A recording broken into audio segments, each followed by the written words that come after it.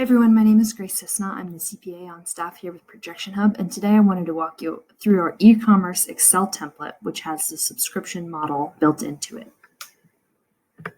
So again, this one is called our e-commerce plus subscription model template. I'm going to walk you through some of the basic features and the revenue model of this template so you can see what it looks like. So first of all, we've got our input assumptions tab. This is the first light blue tab. I want to point out, this is true with all of our ProjectionHub templates, that these light blue tabs are your input tabs, and then any tab that's not light blue is going to be an output tab. So the input tabs are where you're going to be plugging in all of the data. And you'll see on these light blue tabs, there are cells that show up in this same light blue color. And these light blue cells are directing you to areas where you need to input data. So on our input assumptions tab, you can input such data as your company name, the projection start date, an annual inflation rate for operating expenses. You can enter in investments and their amounts and the months in which they'll be invested. And you can enter beginning inventory, which will be measured as a percentage of next month's sales. So you'll be asked to enter a percentage here. Accounts receivable, you can plug in your fixed assets and then any loans that you need or you'll be planning to get as you start up your business. Just to note, there is example data built into the template, and this is more to show you how to enter the data and where it needs to be entered. It's not necessarily industry standards unless it is marked as such. Moving on to the next tab, which is our revenue and cost of goods sold tab. This is the big chunk of the data here. So we start our revenue model by determining the total website visitors that'll be visiting your website. This is all a function of advertising spending and cost per click. So our paid visitors as well as organic visitors to your website. From there, we'll determine or ask you to enter the amount of visitors you think will be making a purchase to calculate the total items purchased per customer and therefore the total number of items purchased during the month. In order to calculate our revenue, we need to figure out how much those items are getting you in revenue. So we've got this box here, which enables you to enter products or product categories, the price for those products or product categories, as well as the input costs of materials and labor and shipping and packaging for those items. So then that calculates a total cost to you as well as a total price to the consumer in column B here. And then you can enter the percentage of sales. So assuming a certain number of items are purchased and 25% of them are going to be product one or product category one, etc. And we have on the right here a margin just for your reference, so you know how much you're earning for each product. From there, the model is going to calculate an average sales price. It will allow you to enter an annual growth rate if you plan to raise your prices annually. And then it will calculate your e-commerce sales revenue. In addition to that, it will give you this reference line here, so the average spend per customer for reference.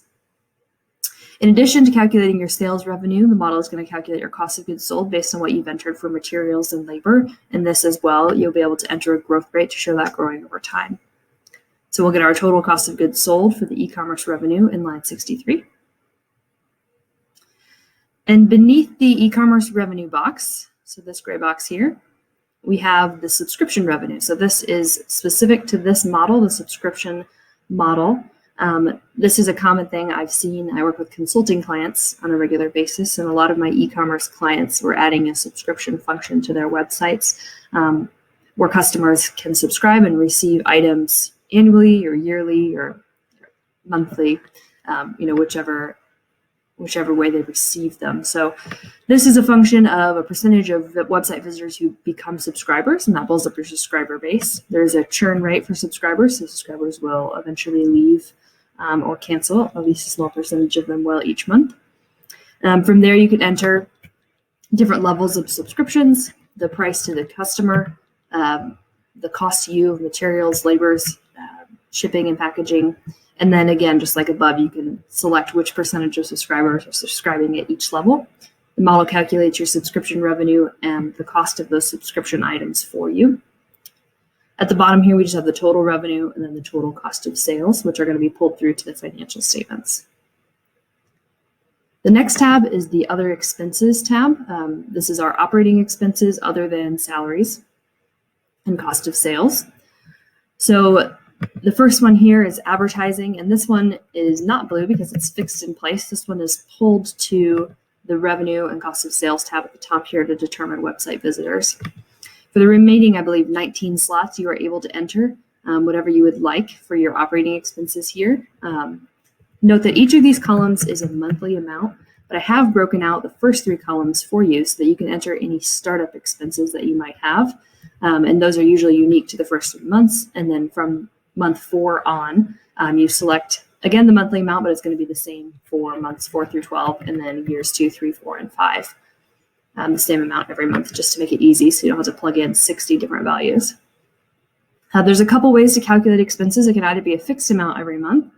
For example, accounting could be $10 a month. Maybe you've got an outside accountant helping you with that. And then the other option would be making your other expense some kind of function of revenue. So a percentage of either total revenue or the 2 types of revenue that go into total revenue, e-commerce sales and subscription revenue. So when you select one of these from the drop down here, anything besides fixed, you're going to want to enter a decimal here. So for example, credit card fees are now being calculated as 2% of total revenue. I could also calculate them to be 2% of e-commerce sales revenue or 2% of subscription revenue based on that drop down list here. I'm going to leave it at 2%.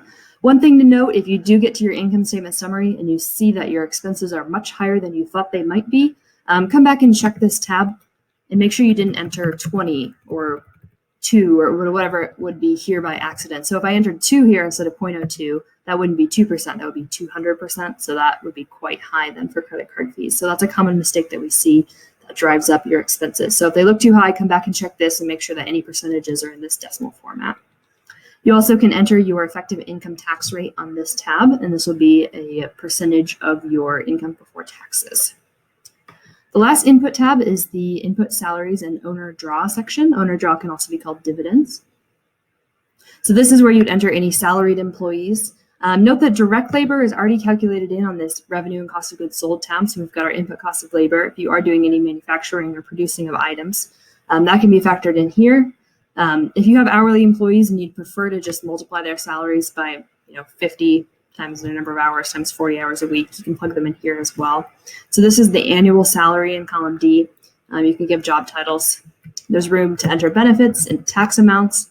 You can enter their starting month and ending month. And you can also create duplicate or triplicate employees or more using this column here. So you don't have to enter 10 of the same employee. You could just change this here in column I to 10.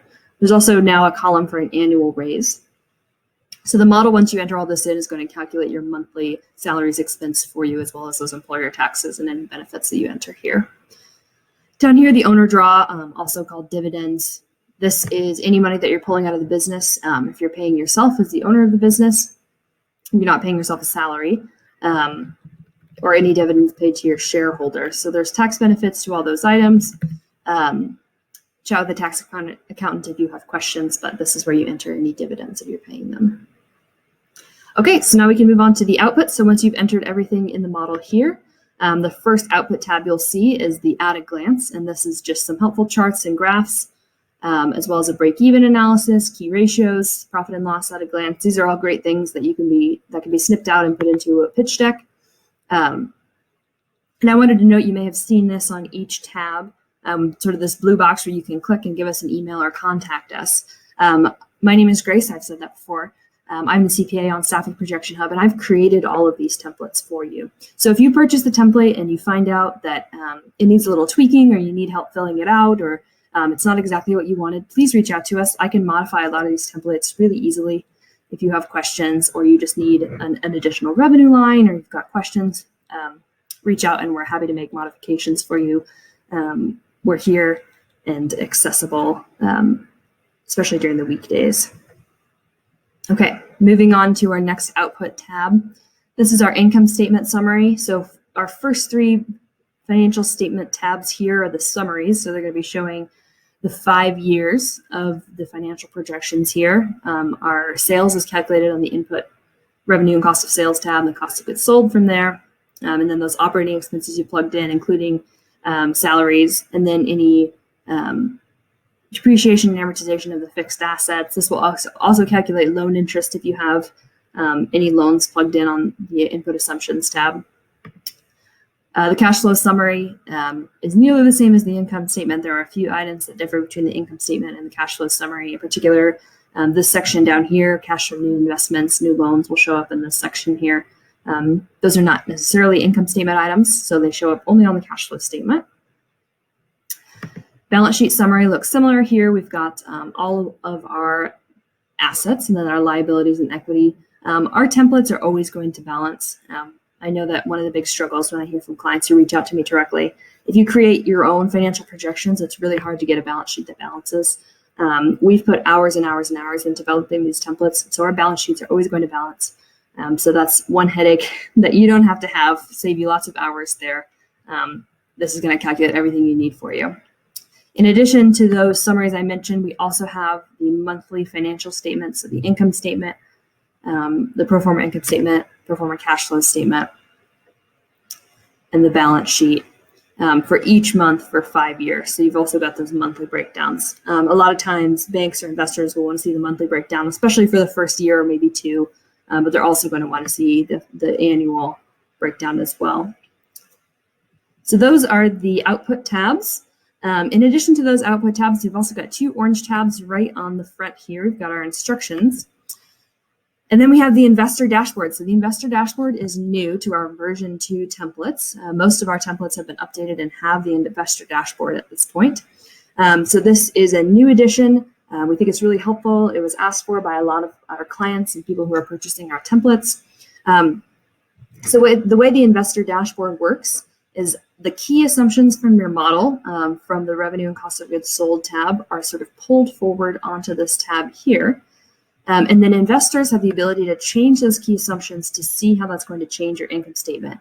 Now, when they make these changes, these don't flow into the rest of the model. So that's the great thing about the investor dashboard is your investors are free to kind of play with the numbers and see how it changes your income statement without affecting all the hard work you put into the back end of this template. So for example, we take the website visitors from the current model, and this is pulling right from your revenue and cost of goods sold tab. That's what you've plugged in. And then the investor can plug in anything they'd like here in this blue row. And that is going to end up changing this modified income statement below. So we have the original income statement on the right, and that is just sort of a summary of the income statement summary here with categories that are actually pulled from this column here and the other expenses tab. So that's where we get the categories from. And so this pulls out the regular income statement. And then when the investor makes changes to these blue areas above, it changes this modified income statement below. So they can see how changing your website visitors is going to change your overall income. And that's just really helpful for investors, as well as for you if you're trying to play with different scenarios. It's really useful just to see, if we doubled our visitors, what would that actually do to our bottom line? So in this model, you're able to change the website visitors, percent of website visitors who make a purchase, number of items purchased per customer, average product sales price, etc. Also changing some items from the subscription model. And then you can enter your expenses down here. These are calculated as a percentage of revenue. So this is in white here, the original values. And then you can change them in blue here, and that'll modify the percentages down here. So that is a brief overview of our e-commerce plus subscription model template, version 2. If you've got any questions, please reach out to us at support@ProjectionHub.com.